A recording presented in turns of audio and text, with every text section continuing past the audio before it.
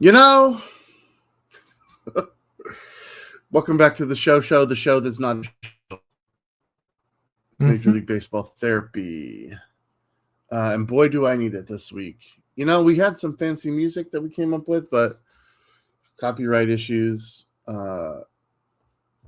So I don't know. I'll have to figure something else out. I wrote plenty of music, Ben, so it should not be difficult to find something. But here's the thing. If I've published the music and I use it, I'm still going to have to prove to them that I own the copyright. Yes. I don't know how to do that. I don't know that I can do that. You can do that. It's just a very arduous process, and depending on the company, it could take longer. So while I have much music I could use, I'm thinking the song Free from Kill Bosby would be a perfect musical intro to this, but it's published music. So, and I published it in like 2007. So I would have to figure out how to prove that. I don't know. Anyway, we still have our graveyard situation. This is the show. I'm James Mars. That's Ben Shrewsbury. It is Cinco de Mayo. Cinco de Mayo. And below me are two great baseball players and a douchebag. First of all, do you know who the guy in the middle even is? Well, that's Mason Miller. Okay. Do you know why he's there? Because he's killing people. Dude struck out like 18 of his first 22 guys. He's unhittable right now. For those of you that are not in the know, Mason Miller, pictured in the middle of the trio at the bottom of the screen, is the closer for the San Diego Padres. He used to notably not a douchebag, unlike Ben Rice. All right, we'll get to that. And I have issues with that, as we discussed earlier. And I'll just explain it to everybody, unless you want to. Everybody who plays for the Yankees is a douchebag, inevitably. He might not be a douchebag today, but he will be a douchebag eventually. If you play for the Yankees, you are inevitably a douche. The only guy who escaped that was Ichiro. While I don't like the Yankees, and one of the things I love most about my beloved Ken Griffey Jr. was that he said, I don't remember the exact quote, probably like, I'd rather get run over by a something than ever play for the Yankees. And he proved that. They wanted him. Of course they wanted him. He was the greatest player in baseball at the time of his existence in the league. And he refused them. But I do take issue with calling somebody a douchebag that did not have a choice. Yes, he could choose not to play baseball, but this is his dream come true. He was drafted by the Yankees. And he's not a douche because he's on the Yankees. He's a douche because he's playing with King Douche, Aaron Judge, and Prince Douche, Giancarlo Stanton. What makes Aaron Judge a douche? He just comes off as fake and plastic. He's marketable because he smashes the shit out of the ball, and he's very physically talented. I'm not taking that away from him. He just comes off as like the most fake human being of all time. He's enormous. He absolutely mashes the ball. He's not a troublemaker, is he? He's not in trouble. No, but he's MAGA, and as we covered on the show Friday, if you're MAGA, I probably don't like you. Is he? Yes. How do we know? Most of the guys on the Yankees are. Most of them. Yeah, but we don't know for sure, do we? With Judge, we do. Well, that's what I'm asking. How do we know? He made a post on, I can't remember where it was. It probably Instagram, like right before the last election. Well, and I'll go this one further.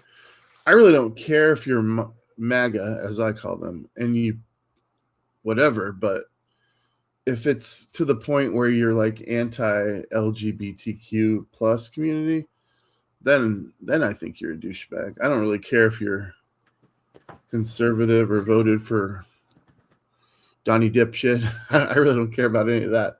My point is when you start hating other human beings, and maybe that's what MAGA means to you. I don't know. I don't know what it even means to anyone anymore. But anyway, It's a cult. It's a hate that cult. would be unfortunate if that's true. It's a hate cult. And maybe a douchebag. Okay. Ben Rice is like the whitest guy I've ever seen, so there's no way he's not. Ben Rice is up and coming, and for sports cards collectors, you better jump on it because he might. I mean, he's the next big thing. I remember when everybody was buying Gary Sanchez cards. How'd that work out, everybody? Well, think about. Well, that's why I put him here in the bottom, because you remember Volpe, and all those other guys that the Yankees had touted as their next big star. They haven't panned out. This guy nobody talked about, and all of a sudden, he's up there. I don't think that matters. I just don't think they know how to develop talent anymore for the long term.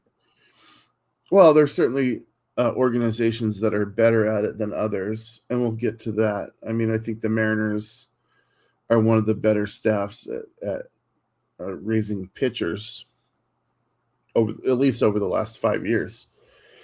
That's been true, but I mean, you go all the way back to Randy Johnson, who's the fella there with the mullet.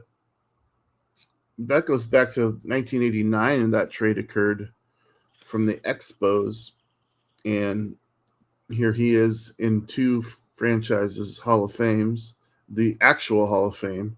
He's second in strikeouts in the history of the game, only to Nolan Ryan. Those 2 guys never get touched, ever. No. Think about Nolan Ryan has over 5,000 strikeouts. What's excellent this in today's age for? I know we hate it, but the opener is going to become a more and more common thing. The opener? What do you mean? Like, relievers are going to start starting games more and only going 1 or 2 innings. Like, that's just going to be a thing that we're going to see more and more. And starters are going to go less and less innings. It's going to become pretty normal for a starter to go 4 innings and check out, even if they've pitched 4 shutout innings.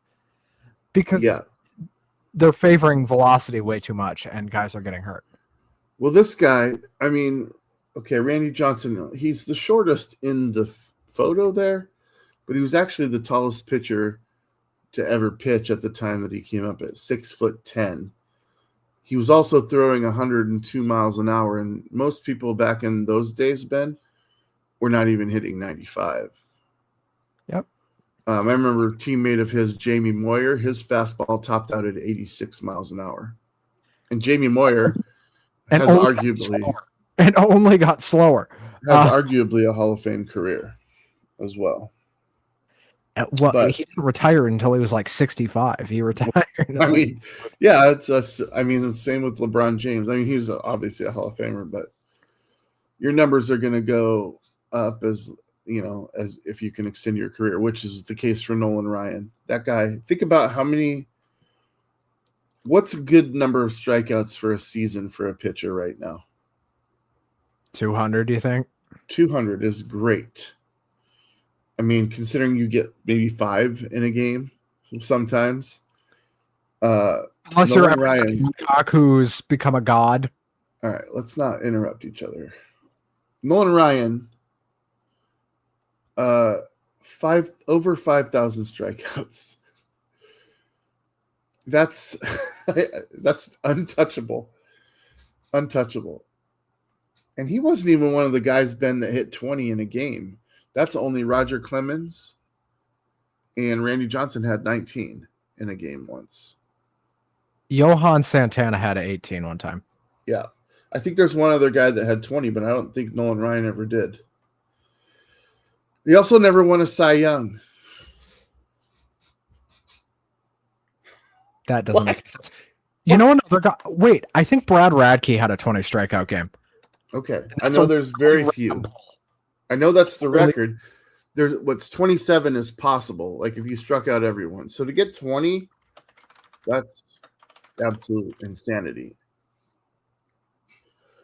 Okay, I have the full list. Give me it. Roger Clemens, Kerry Wood. That's a random one. I remember that actually. Randy Johnson, Max Scherzer. How did we forget about Scherzer? And some guy named Tom Chaney, who it took 16 innings to achieve that for him. Now look up Nolan Ryan's highest pitch count for a game. I'm going to guess 175. It's going to be 235. In one game? Yes. It was a 15-inning game against the Boston Red Sox on June 14th, 1974. Give me the number again. 235. That would be considered torture in today's game. You would be tortured. If you were a manager of a team and you let a guy throw 235 pitches, you might get arrested. Dude, think about this. If a pitcher gets to 90 in today's game, the manager's like, oh, God, how much does he have left? We got to pull him now. You see guys getting pulled at 89, 92, 93. You're not coming in for another inning. And I mean, sometimes it's the fifth inning, Ben. Unless Stephen Vogt is your manager, you don't have a chance. Stephen Vogt will let guys go to 105. But how is somebody ever going to get another complete game shutout or perfect game? Or, I mean, let's give a scenario. If you're a manager right now in today's game and it's the seventh inning and your guy's got 85 pitches and he's pitching a perfect game, you know that he's got 2 innings left. What's your pitch limit? I'm keeping it out there myself as letting someone go as high as like 125. Like, I feel comfortable. 120 is like my cap, but 120, 125, there's not a real tangible 235 Nolan Ryan. If somebody told you had to throw 235 pitches, Damon, what would you do?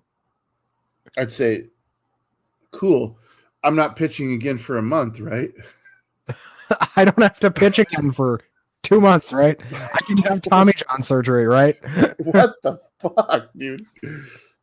Jesus Christ. Speaking of surgery. That's coming from MLB.com, by the way. So that's like a very official stat. Yeah. Speaking of surgery, Derek Skubal is going to have surgery, and he's going to miss significant time. He might miss the rest of the year.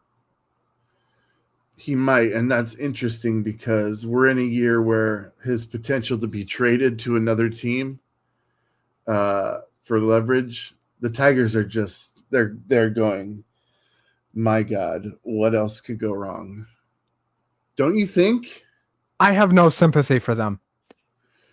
Zero. Well, I don't. It's not about sympathy, but here's the thing. Skubal told them already that he's not going to sign a long-term contract with them. This is his final year of his current contract, and he was one of the best pitchers in baseball over the last 3 seasons. So now you have a situation where the Tigers at the deadline are going to be in sell mode, and they don't have this player to sell, which means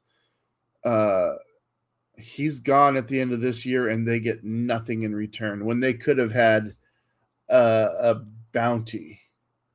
I wonder if he doesn't sign another 1-year deal there. If he's done for the year. Why would he do that? Because his value. He's going to be a free agent. He can go now and sign the biggest contract in the world that he wants. Why would he tie himself for a year to a team that he doesn't want to be on just so they can trade him? Because injuries nuke your value in the free agent market. Not for him. I think when you know that a guy's going to come back, and let's say that. Let's say he's not going to play again until mid-season next year. Why would the Tigers do that? Because they could trade him. Yeah, but they're going to pay him $25 million to trade him at the midpoint. The Padres paid Juan Soto a lot more than that to trade him. I don't know. Anyway, it's something to watch. Keep your eye on it.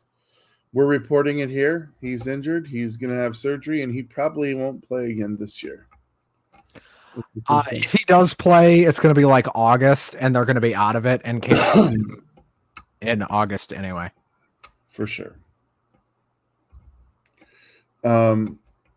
What the hell is going on in your division? I'm just looking at this. What the hell is going on Well, here? let's talk about it then. I got Randy Johnson down there in the bottom corner because we had his honorary weekend in Seattle this week.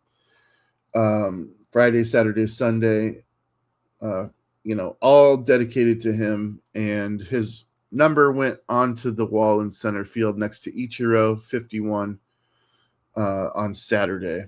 And we had the Royals in town, and I don't know the best way to honor a pitcher of that caliber, but it's not to get swept by the team that we had on this very show, Ben. Last week, look at the graveyard. They were one of the worst teams in baseball from that graveyard. And we'll get to the graveyard here in a bit. They're only 3 games under 500 right now. It's a good one. Yeah, that's because they freaking swept us. Oh, they've won 4. Unbelievable. So there's that. If you are so inclined, those of you watching, go watch any of the footage of the ceremony of inducting Randy Johnson. You'll get some numbers that are just like we were talking about earlier with the 235 pitches in a game. I think Randy Johnson pitched, I think he hit through 150 regularly. And that's just something that you're not going to see today in today's game. 1995, his performance again in the 1-game playoff against the Angels to get the Mariners into the playoffs. And then the Game 5 against the Yankees, he came in relief. And, of course, Edgar hit the double. The Mariners went on to win. And that's the reason the Mariners were actually able to stay in Seattle. That's the reason they're in Seattle today.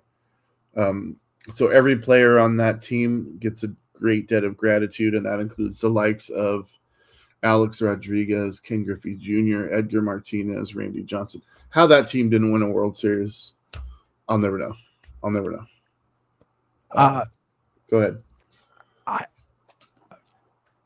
Unrelated to that, I have 2 bold predictions for you.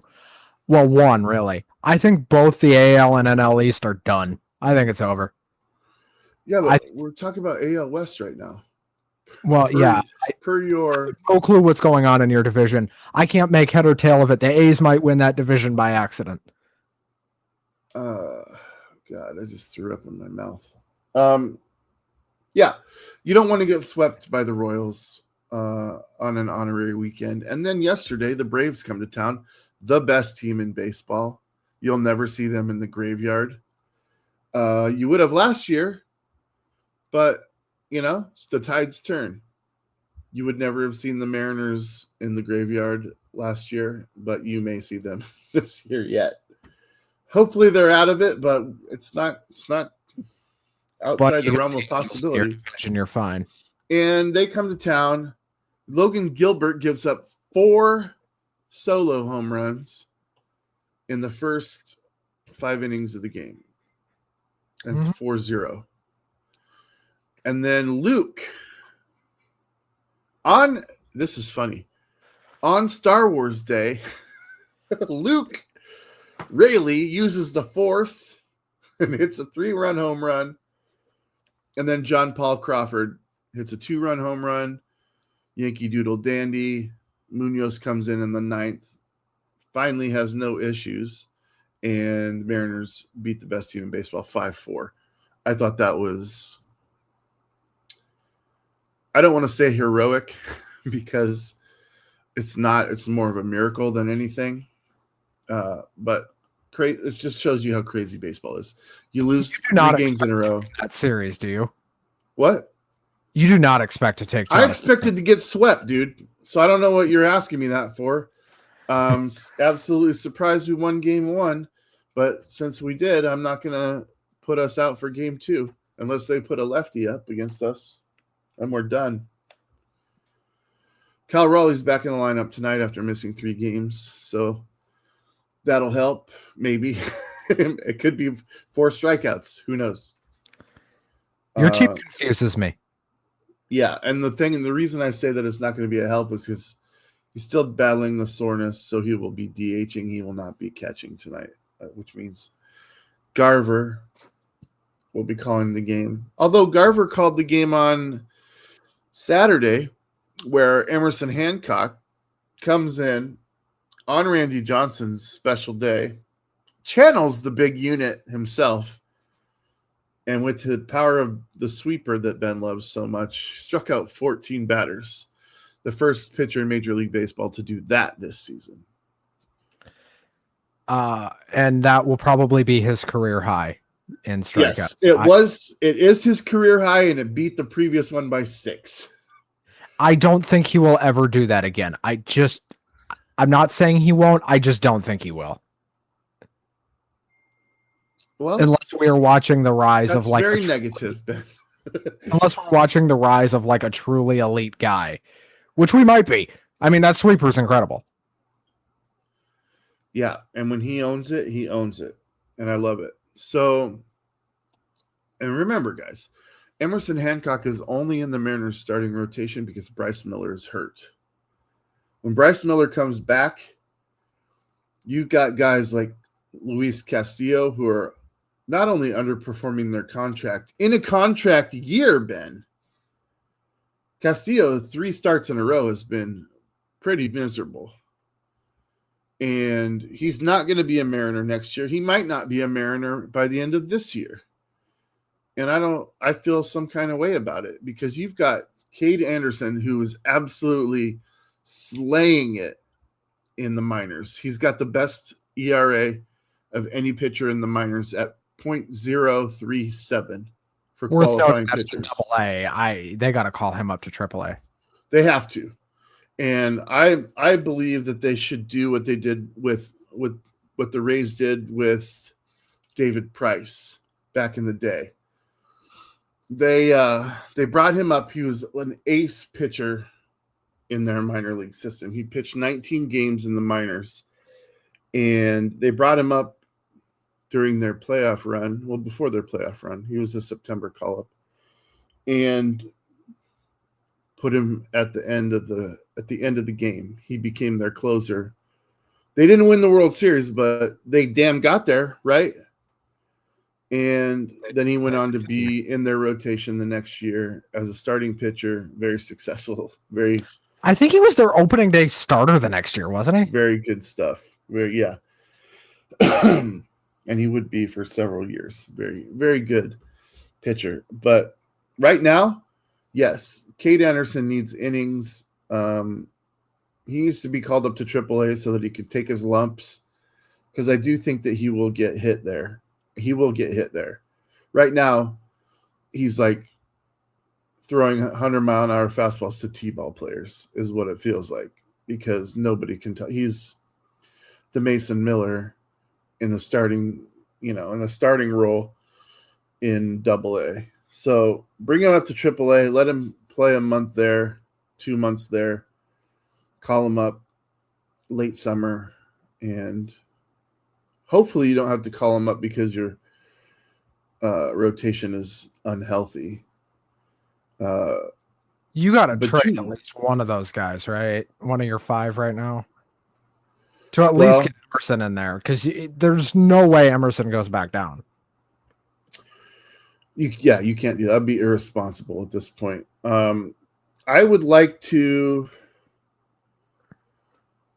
it's not realistic that we're going to sign all these guys, because like I told you before, we got Brian Wu, George Kirby, Bryce Miller, and now Emerson Hancock that all are going to need deal. And Logan Gilbert. None of those guys are signed long term. You're not going to sign more than 2 of them. Maybe 3. Maybe 3 when Castillo's gone after this season. And Castillo is the highest paid player on our roster at $25.5 million.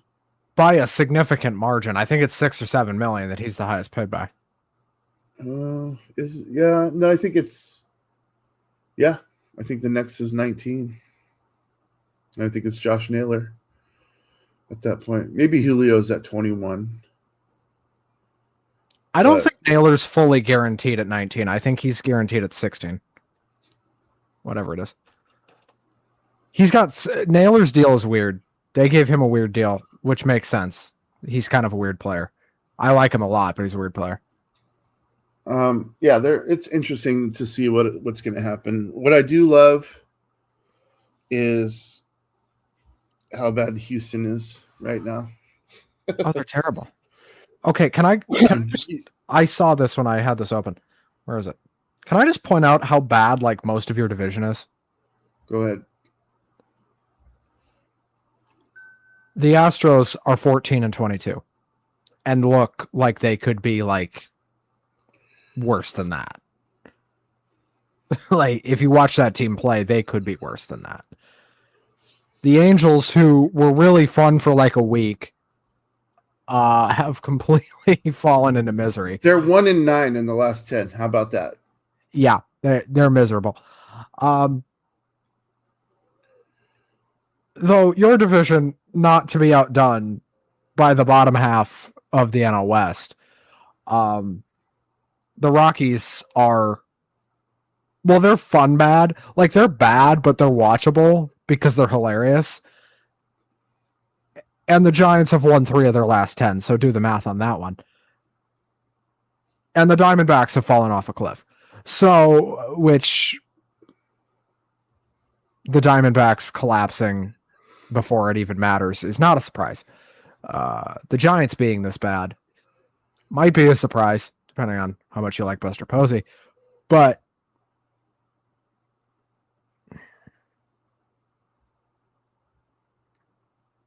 and there's one good team in the NL East. Somehow. Yeah, that one, that division is over already. The second place team. I think the second place team is like 9 games behind already. It's 8.5, but the AL East is over too. There's nobody that's going to catch that stupid New York team. See, that one I'm not so confident in because I remember history. Tampa's what, like 2 games back? No, they're more than that. I think it's 4. No, there's no way. I'm looking. Oh, it's a game and a half. I misread that. All right. Yeah. And I think Toronto's like 8 games back or so. And then, then everybody else. But yeah. Situation. I don't know what I feel like Toronto's massively underperforming their roster. Well, yes. But let's, you know what, Ben? I think it's time for the graveyard. How about that? If the Twins aren't in this, you're.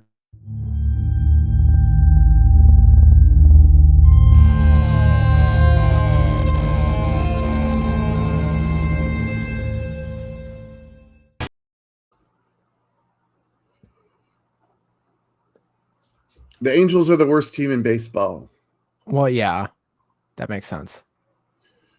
I'm sorry, Ben. I can't, in good conscience, put the Twins, who have 15 wins, over teams that don't have.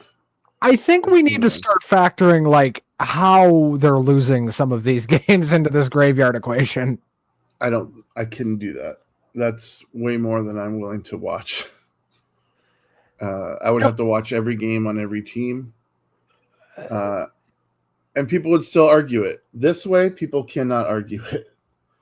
These are statistically the worst teams in baseball. The only argument I would make for the Twins to not be in there is they have one good game a week where they look competent, and that's how they're not where the Angels are. Well, I think you guys are similar to the Angels in that you have one guy that just absolutely mashes the ball. day in, day out. Byron Buxton is possibly having the season of his entire career right now. Yep. And he's going to do it. I'm going to address one of the comments that we got. All right. This is a huge comment. Trout needs to get traded to a contender before his career is over. Here's the deal. Go look at Mike Trout's contract, and then you can make that post again. Never happen. Make that post again. Not only will that not happen because of his contract, that will not happen because he does not want to leave LA. I mean, I kind of feel like you're speaking for Mike Trout. No, he said he doesn't. Never seen him say that. Then you don't pay attention to what he says. You're going to have to provide evidence. Here's the deal. Let me tell you about Mike Trout. He usually misses at least 40 to 50 games a year. Over the last 5 years, it's been more than that. He is in the middle of a 12-year contract that he signed for $426.5 million through 2030. All right, that's an average annual salary of $35.5 million.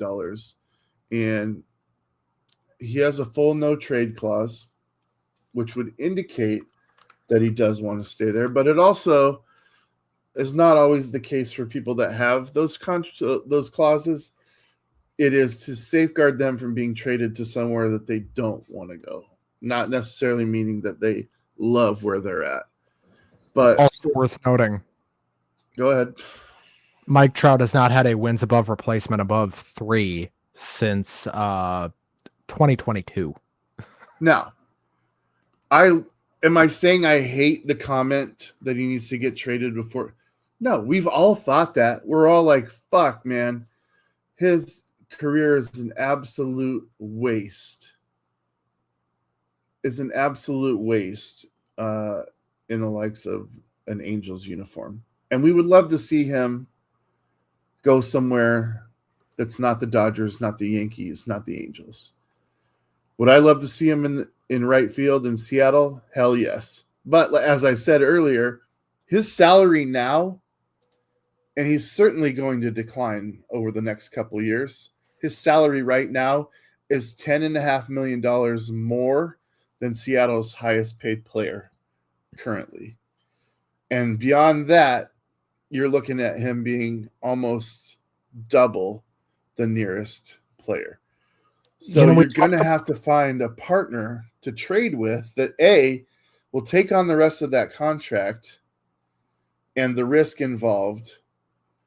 And what are you going to get in return? They're not going to, if they're trading to get Mike Trout at that level, they're not going to give you players that they need to help Trout be successful while they're there. It's just not a scenario that can happen. I mean, they're stuck. Both sides are stuck. The odd thing is we're talking about how many games he's missed. He played 130 games last year. He played way more than I thought he did. Yeah, but that's why I said he won't play 150 this year because I'll eat balls. Remember, Ben, I will eat balls if he does. I don't think he'll play. He has not played 150 games since 2016. It's not happening. Yeah, it'd be the first time in 10 years. Not happening. I'm not eating balls, Ben. I feel pretty confident. He's only played 150 plus games 4 times. Do you want to know what years those were? 2013, 2014, 2015, and 2016. Yeah.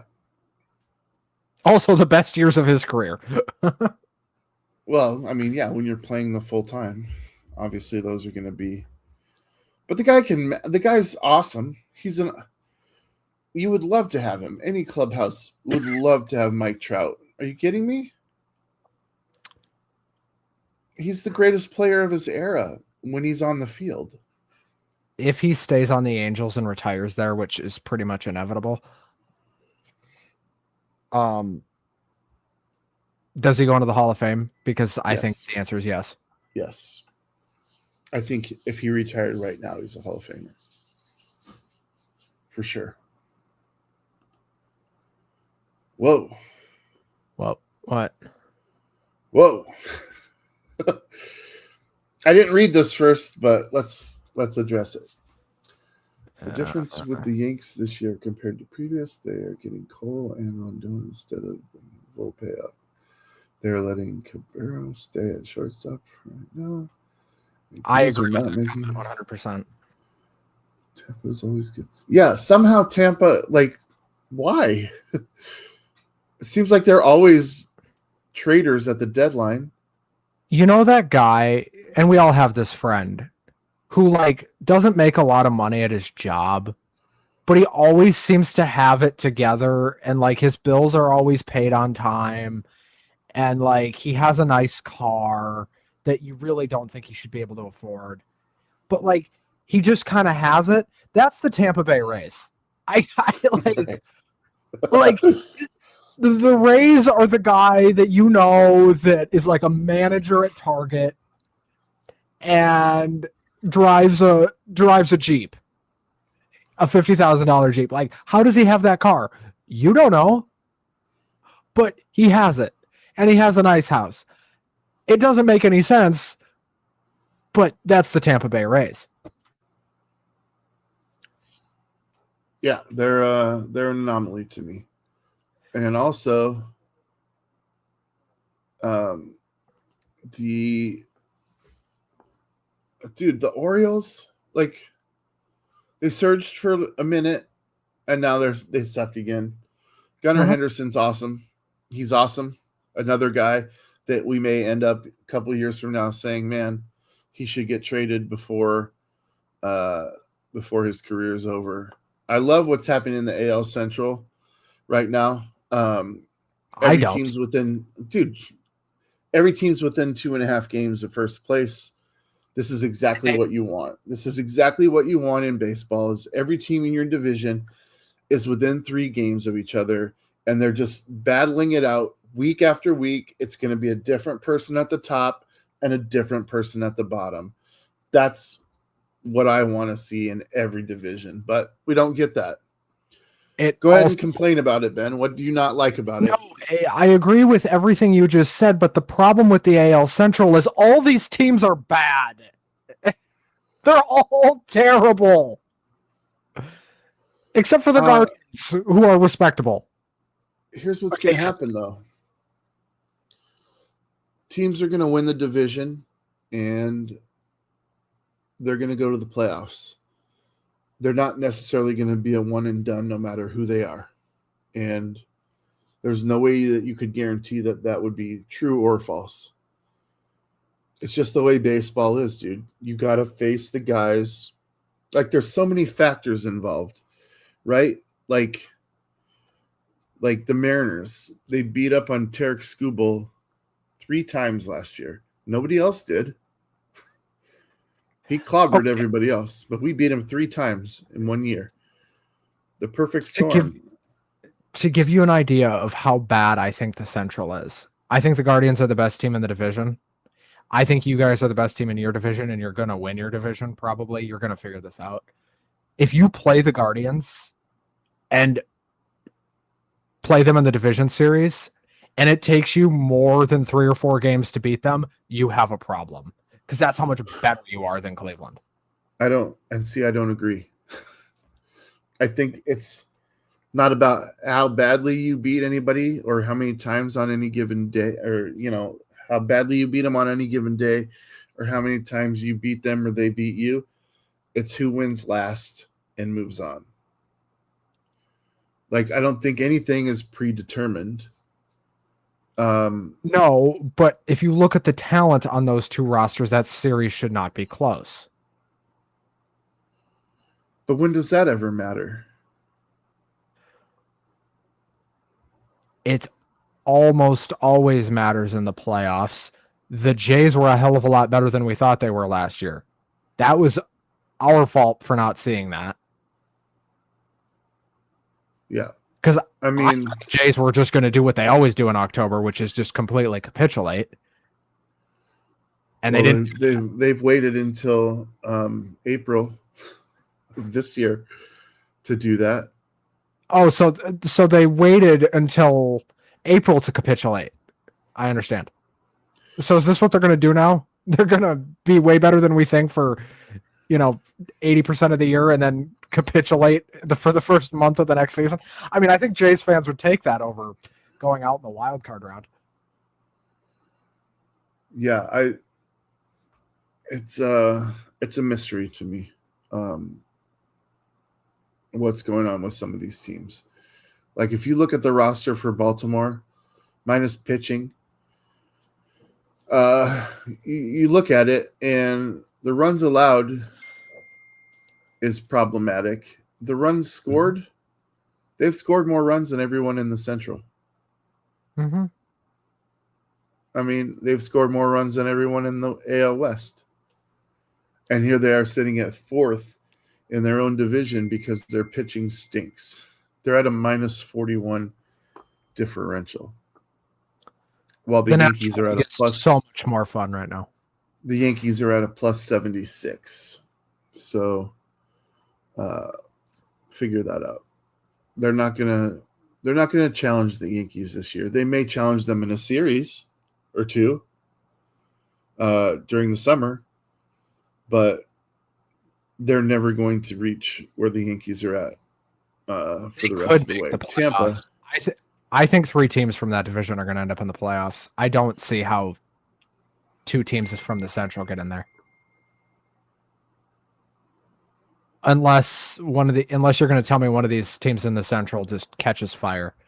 If you're going to tell me Bobby Witt goes on an MVP tear and the Royals catch fire, okay, yeah, then maybe. The Royals, they frustrated the hell out of me this week. They had only 4 road wins all season long, and they came to Seattle and doubled that, basically. Mm-hmm. Which is why they're not in the graveyard this week. Otherwise, they would be. If they got swept in that series, they'd be where the Angels are now. That's how bad they were. I think that team had a bad April. If you want a second team out of the Central that could do something, it's Kansas City. It's Kansas City and Cleveland. With Skubal gone now, Detroit's dead in the water. There's just nothing there for Detroit now. I don't trust their bats. I now don't trust their pitching staff. So, well, they signed Framber, the dude from the guy who crossed up as catcher on Houston last year. Right. Yeah. Framber, I think his name is. They signed back Verlander, and they had Skubal. I was very confident in that pitching staff. Now Skubal's gone. I still have confidence in their pitching staff. I will agree with you. I'm not completely 100% sold on my confidence in their batters, but their batters are young. They're very talented cast of batters, but they're still coming into their own on that. So time will tell. As long as everybody's within 3 games of each other, it's going to be fun. I love watching division matchups in that division because they all mean something right now. I legitimately believe the winner of the Central could finish with 79 wins. I think it could get that bad. That's how bad I think that division is. Yeah. AL West winner will probably have 90. I think you guys win 90 in the end, but I don't, dude. They're gonna have to go on some kind of tear to get to 90 at this point. But you have the guys to do it. Is the thing. Well, okay. Let's go back and talk about this. Julio Rodriguez. Would you consider him to be a great defensive player? Most of the time, yeah. He always has been, right? And his thing has been a slow start to the season at the plate, and then he heats up after July 1st and just goes on an absolute tear so that his WAR gets up in the 5-6 range. This season right now, he is in the 6th percentile of defensive players. There's 2 outfielders that are scoring worse than him. And the first one is, what's his name? Kerry Carpenter, who is perennially a terrible outfielder. No surprise to see him at the bottom of the list. Luke Raley, Julio's teammate, is the other one. Do you know who else? If I told you, Ben, that at this point in the season, Randy Rosarena and Dom Canzone would both have a better score defensively in the outfield than Julio Rodriguez, you would laugh at me. You would have laughed at me. I'd have probably slapped you, actually, because Randy Rosarena is terrible. They both do. They both do. And I'm not sure I understand how this is happening. I want to know what happened to you guys in the winter. Like, did that loss in the ALCS just like kick you in the balls so hard that you can't get back up? Like, what the hell happened here? I mean, I still feel it when I walk. That kick to the balls. It still Talk resonates. about the Twins. We're 45 minutes into this show, and I haven't bitched about the Twins much. Well, you bitched about your whole division being terrible. So go ahead. Why don't you individualize it for me? So even in this rancid horseshit division where the winner could legitimately finish below 500, and it wouldn't be a surprise. Damon would act surprised, but I wouldn't even try. The Twins are the worst team in that division. I think they're worse than the White Sox. No way. You're high. Let me finish. Before you finish, give me a player in that's half as good as Byron Buxton on the White Sox, and then I'll. Do you want both sides of the ball or just offensively? Either side. I don't care. Murakami can hit the shit out of the ball. Okay. But is he going to be an all-star? Because Buxton is.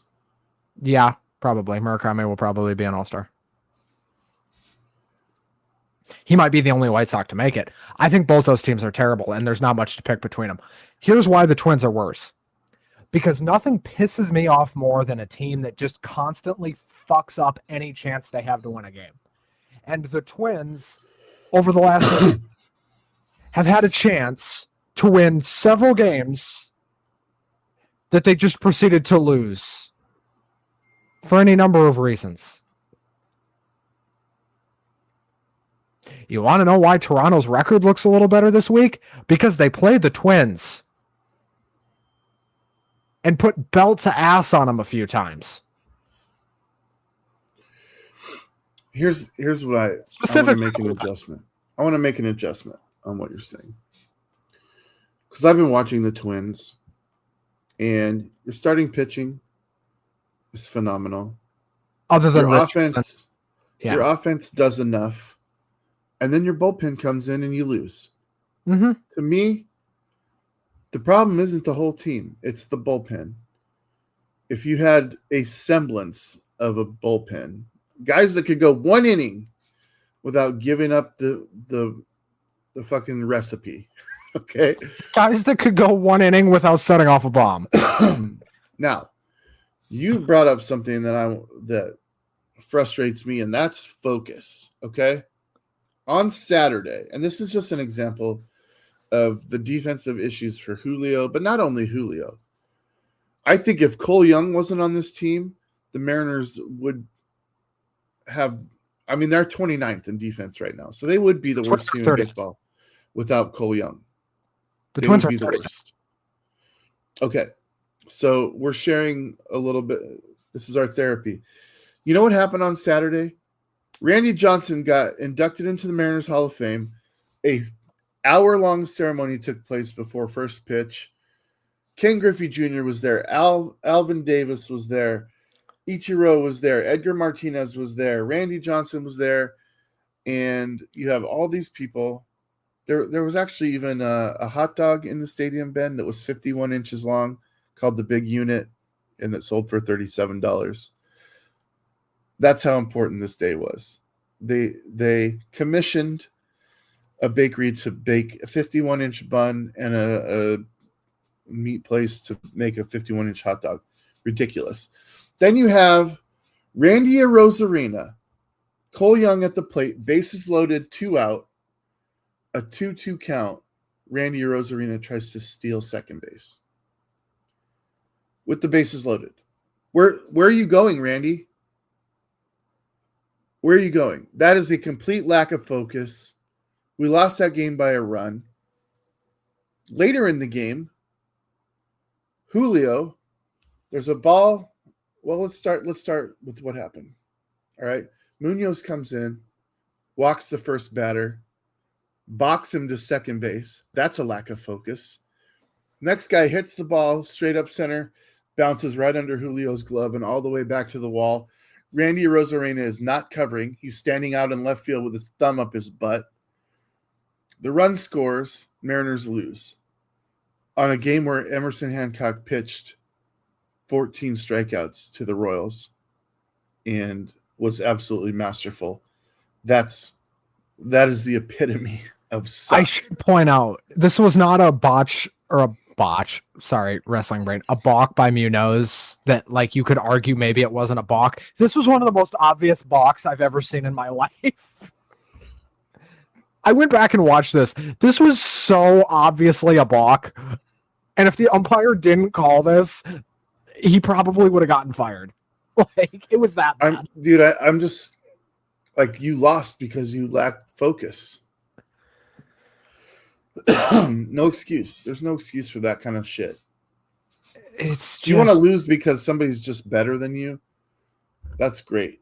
But literally, this guy went out and gave the performance of his lifetime. And what's he get for it? Nothing. No win on his record. Everyone will just be like, yeah, the Mariners lost that game. They won't remember the heroic effort. It's suck, Ben. It's a bunch of suck. All right, Damon. Who's your least favorite team to watch right now? The Dodgers, always. I have no interest in watching the Dodgers. To me, they're a cheat code. Uh-huh. That's all they are, is a cheat code. I'm sorry, Dodgers fans. I realize they're your team, and hopefully they've been your team all your life, and you didn't just become a succubus to the fact that they're good now, and because they have a fucking $500 million payroll. Hopefully that's not the reason that you're a Dodgers fan. But that's the reason I can't watch them. They're a cheat code.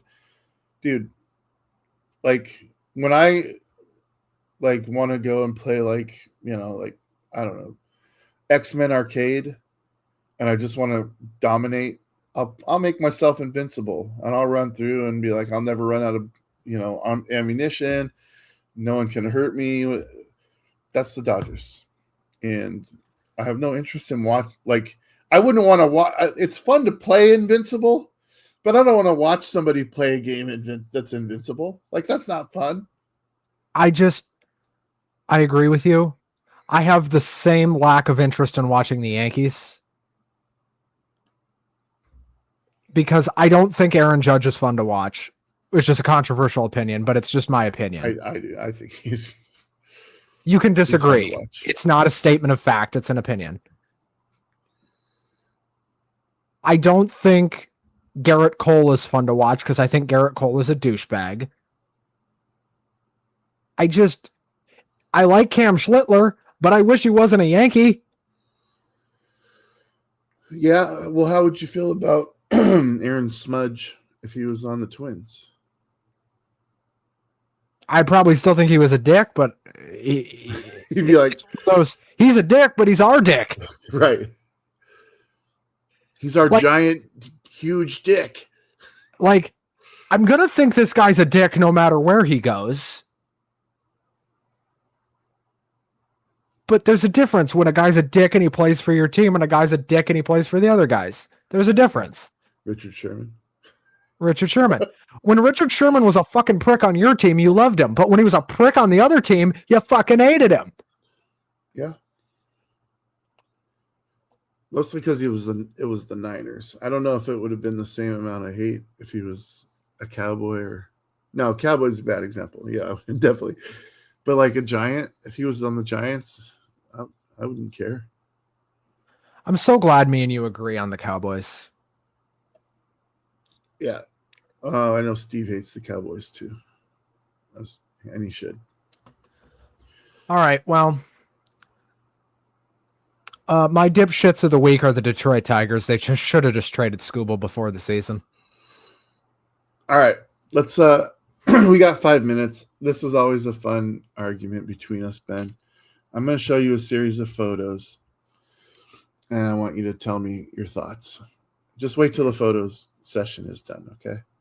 Mm-hmm. If you don't mind. Here we go.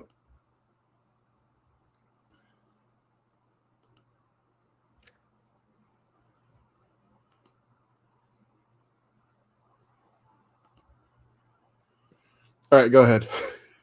Felons. Felons. That's what they all have in common. They're all felons. Felons. All right. I got a new nickname for Roger we got to talk about these individually because some are not like the others, okay? Well, sports was illegal when Pete Rose did it. Let's get that out of the way. I think that Sammy Sosa's body here is what Mark McGwire's body was when he came into the league. Uh-huh. And then Mark McGwire's body in this picture is what it became after he spent a little money on some product. I love when you try to defend these fucking loser douchebag fucking wannabes. These guys are legends of the game, mind you. No, okay, they're not. If you they cheat, are. you're not a legend. They're absolutely legends of the game. If you cheat, you're not a legend. Period. Well, what about so you realize there are going to be legends of the game that never got caught doing something wrong, but absolutely did. They're still legends of the game. Just because they got caught or didn't get caught, whether you know it or not. Okay, let me rephrase, Ben. What these guys did while they were on the baseball field is legendary. I would have banned them all for life. First time.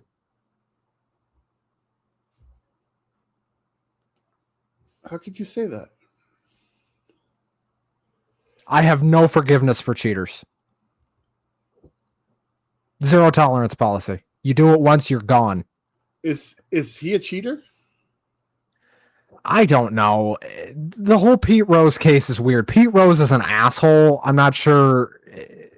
The gambling thing is weird. It was illegal at the time. I understand why Major League Baseball did what they did to Pete Rose. And honestly, hot take, I think if Pete was a little bit less of an abrasive asshole, they might not have done that. But they made an example out of him because he was an asshole and nobody really liked him anyway. I feel like this. I don't know when Pete Rose's gambling issues started, but the man has 4,256 hits because he hustled his nuts off every single play. Now, if you want to say that he cheated or betted, whatever, well, he did. I'm not going to argue that. But there's no evidence to suggest that this man threw any kind of competition. None. But we can't say he didn't either. There's no evidence. There's no evidence that he did, but there's also no evidence that he didn't. You don't go out and bet against yourself and then hit 4,256 times, dude. I don't think he was gambling the whole time. I think the gambling started later. I think it probably was most prevalent during his managerial career. But again, if you watch the games where he managed, there's zero evidence to suggest that he was trying to manipulate the game in the other team's favor. I don't know. I think it's really hard to tell who's throwing the game with baseball sometimes. I think Derek Shelton's trying to lose sometimes, and he's not. And I think, were you weren't born in 94, were you, when this last strike happened? No, but and I understand what the summer of 98 did for baseball. Believe me, I get it. I'm not saying the summer of 98 isn't important. Don't twist it. I'm saying it was a fraud, a fake, a sham. And baseball, yeah, it probably doesn't survive without the summer of 98. I understand that. But there needs to be some context of these guys cheated. They're bad people. They're bad guys. We don't need them in the Hall of Fame. We don't need them around for hold on a sport. second. Because is wanting to be the best at what you do make you a bad guy? If you're going to defend steroid use to me right now, we're not going to have this conversation. Why not? We have to have a devil's advocate. I can't just agree with everything you say. I'm sorry. I'm just trying to flesh it out here. There's no devil's advocate argument for this, Damon. There is. Are they bad guys because they wanted to be good at their sport? Let me ask you this. Did they cheat? Yes or no? Yeah. Then any argument you're trying to make here goes out the window. If they cheated, there's your answer. If they cheated, they're cheaters. That doesn't make them bad people. Well, Mark McGwire's an asshole for other reasons. What would those be? Well, let's see. He lied to his teammates and to the media. Lying to the media, I can kind of forgive. Everybody does that. But he lied because he told several teammates that he wasn't doing it, but everybody knew he was. I don't like liars. I'll give you a great example of something during my lifetime. Ryan Braun. You remember Ryan Braun? Looks like he was on a Hall of Fame trajectory, right? He was trending that way. Yeah. Gets caught doing PEDs. I had so much respect for Ryan Braun, and then he got caught cheating, and all of my respect for him evaporated like water on a 100-degree day on the pavement. Interesting. I just don't have forgiveness for cheaters. I don't. There is no good excuse. Oh, I wanted to be the best. Then work harder. Then work harder.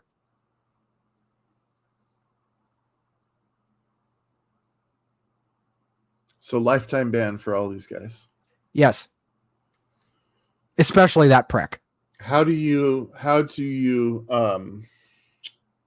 reconcile that when you look at the record book, his name is number one on the all-time list? I don't even look at him. I look past him. I look right through him. He still did what he did. I don't care.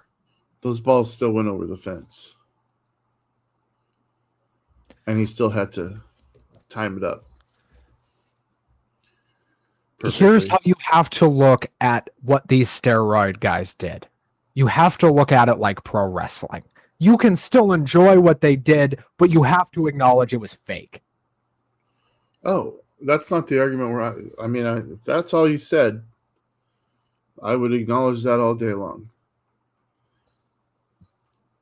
You can acknowledge what they did. You can enjoy what they did. I disagree with you, but it's as long as you acknowledge that it's fake, manufactured, not real, it's fine.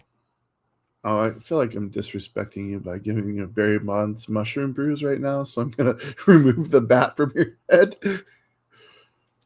And there's no bigger fraud than this motherfucker. Seriously, you keep putting these guys on the screen, and the next one just makes me madder than the last one. Tell me why. Well, he's a Yankee, so of course he makes you mad. Well, no, he makes me mad for 100 reasons.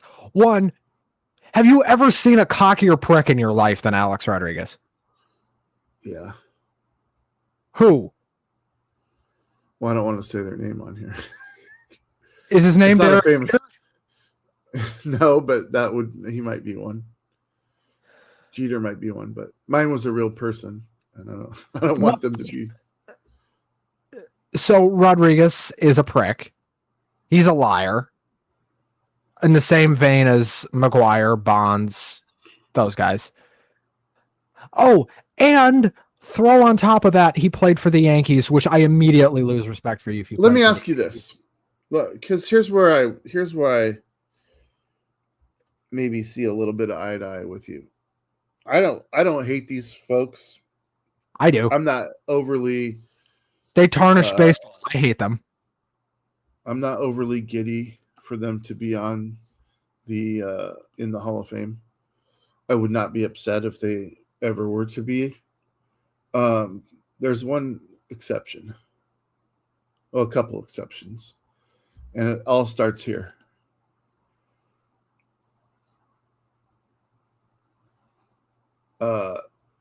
This type of cheating, to me,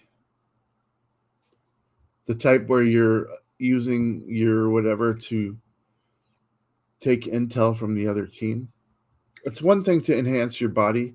Everyone in the game enhances their body some way, whether they do it naturally or whether they use supplements or, heaven forbid, they go the PED route. Everyone's always enhancing their body. So if Barry Bonds got there naturally, albeit slower, and still does what he does, that's why steroid smears, it's not even I don't care really.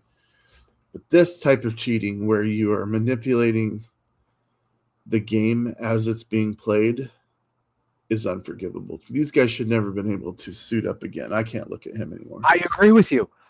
I would have lifetime banned their entire 26-man roster and their coaching staff. But the union would have had a fucking fit. The only reason I think those guys didn't get suspended for a super long time or whatever is the union would have lost their shit and probably won. That's the problem. That was a union issue. Yeah. Jose Altuve makes me sick. He's going to go in the Hall of Fame. I just want you to know that. He's going to go in the Hall of Fame. He makes me absolutely disgusted. Do you know why? Because he never got suspended for it. He never received any sort of ban for it. He's going to go in the Hall of Fame because the Writers Association still loves Jose Altuve. I don't.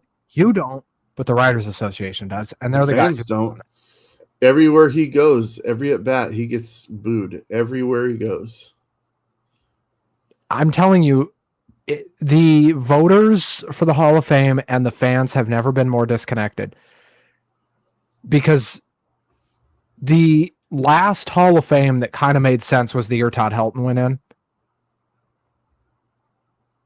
And that was like the Helton Mauer. Like that one kind of made sense. And even that one you could kind of poke holes in with Helton. But just, what are we doing? What are we doing with this Hall of Fame thing? Either fix it and make it better, or just turn it into an actual museum and stop doing this induction ceremonies, because people already don't take the Pro Football Hall of Fame seriously, nor should they.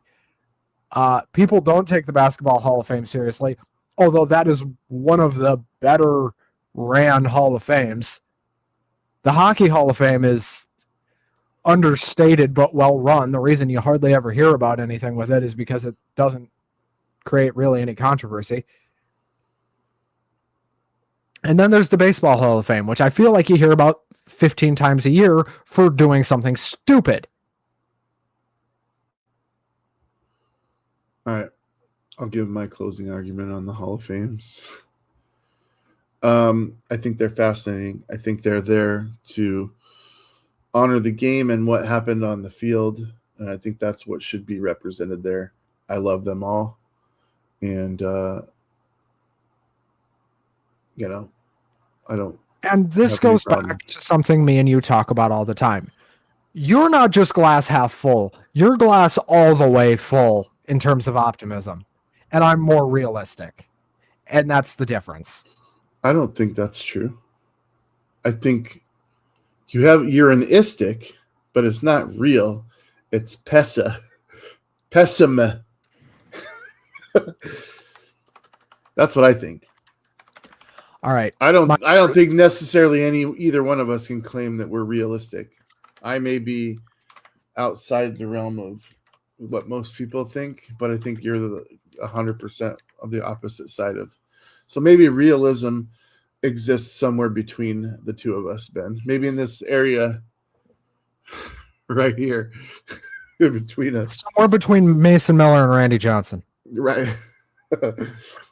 is somewhere in there is reality. The rest of it is therapy / Sometimes I don't even think you need the therapy because you're just so happy and chipper and optimistic all the time. Go watch my after game videos. I do start using the explicit content logo on it. So I almost made a joke that only you would have gotten. Never mind. All right, folks. Ben, you want to tell anybody about anything that's going on with you? We got 2 marks at some point this week. It was supposed to be yesterday. Shit happened. Whatever. That's the wrestling show. And then Friday, there should be a Shrewsworthy on Friday. Keyword being should be. If everything goes to plan, there will be. All right. Thanks for hanging out. I would have loved to have some comments about the bans for life, the PEDs, the cheating, et cetera, and all the players involved. Oh, so, by the way, I have an additional stipulation to that whole ban for life thing. If anyone who votes on the Hall of Fame inductions tries to write in somebody who's banned for life for PEDs or cheating or otherwise, they should be stripped of their voting rights permanently from the Hall of Fame. They should just be done.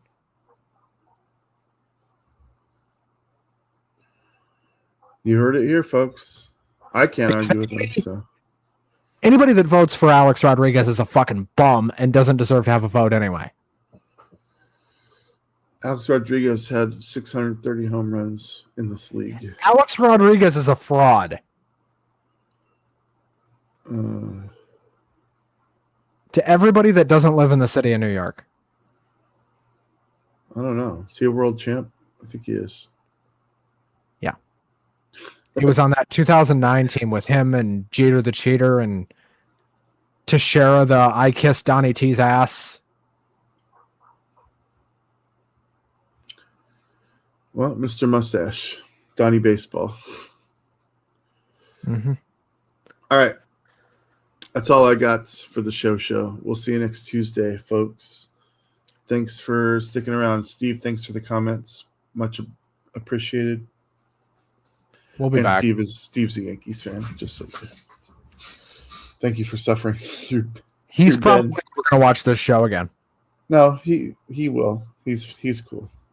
He's also he's our Pittsburgh correspondent for the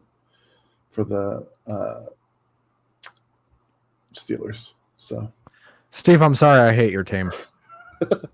Steve, I'm sorry I hate your team, but I love you. All right, we're out.